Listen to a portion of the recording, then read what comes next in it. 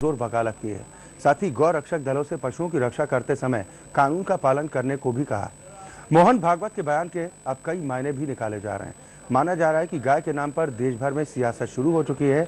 मौके पर चौका लगाने वाले यूपी के पूर्व सपा मंत्री आजम खान ने मुसलमानों के बीच आज सुरक्षा के माहौल का हवाला देते हुए उपहार में मिली गाय लौटाकर आग में घी डालने का काम किया है। ऐसे में जब देश विकास की राह पर निरंतर प्रगति कर रहा है और दूसरे देश मंगल और दूसरे ग्रहों पर सभ्यता बसाने पर शोध कर रहे हैं, हमारे देश में गाय को लेकर सियासत करना थोड़ा अटपटा सा लगता है।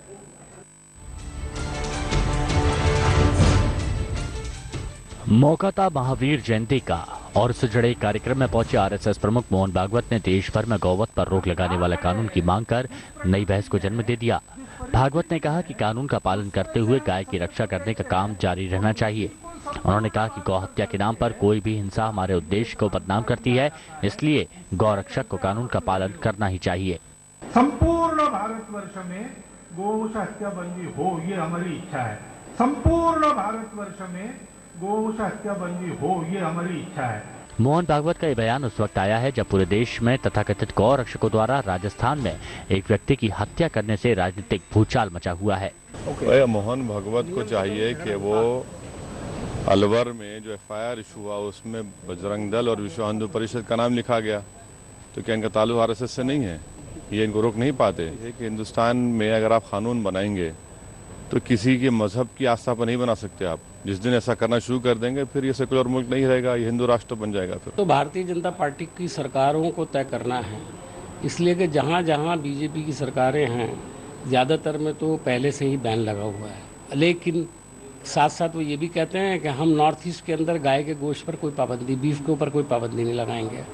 जहाँ तक पूरे देश में इस कानून को लागू करने का सवाल है, मैं समझता हूँ सेंटर में उनकी सरकार है, वो कर दे लागू। भारत में ऐसा कानून ऑलरेडी है और अगर उनको लग रहा है कि सही तरीके से इसका क्रियान्वयन नहीं हो रहा है तो आशा है कि वो इस पर स्टेप्स लेंगे और बहुत कठोर कार्रवाई करेंगे। हम सब लोग की माता हैं और इसके गौ हत्या के खिलाफ ऑलरेडी कानून कई राज्यों में बन चुका है। बाकी सब राज्यों में, क्योंकि ये राज्य का विषय है, इसलिए राज्य जब तय करेगा तो बनेगा, तो उसके कारण से गो निकासी और गो हत्या पर प्रतिबंध लगाया जा सकता है। अलवर में गौरक्षा से जुड़ी एक भीड़ ने कुछ लोगों की गौ तस्करी के शक में बर्बरता से पिटाई की थी, जिसमें 55 साल के पहलू खान की मौत हो गई, जिसके बाद मामले ने तूल पकड़ा।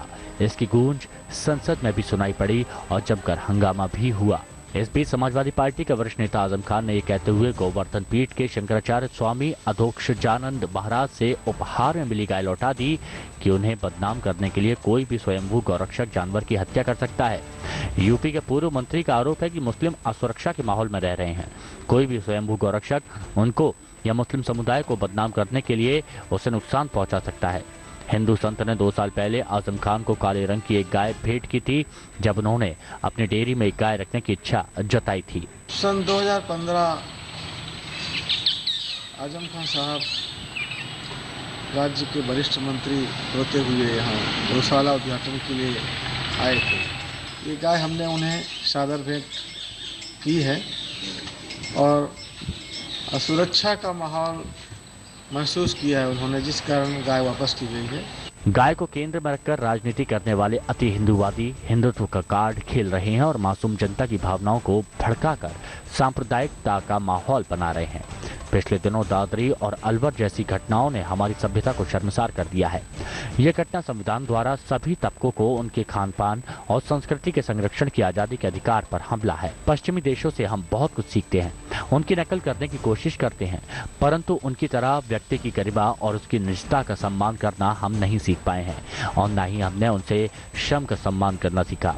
अक्सर हम अपने पड़ोसी के खान पान और पहनावे से लेकर उसकी निजी जिंदगी को अपने नियंत्रण में लेने की प्रवृत्ति के शिकार हैं। ये प्रवृत्ति राजनीति में भी हावी है और निरंकुशता की प्रतीक है। Bureau report, APN। वहीं आजम खान के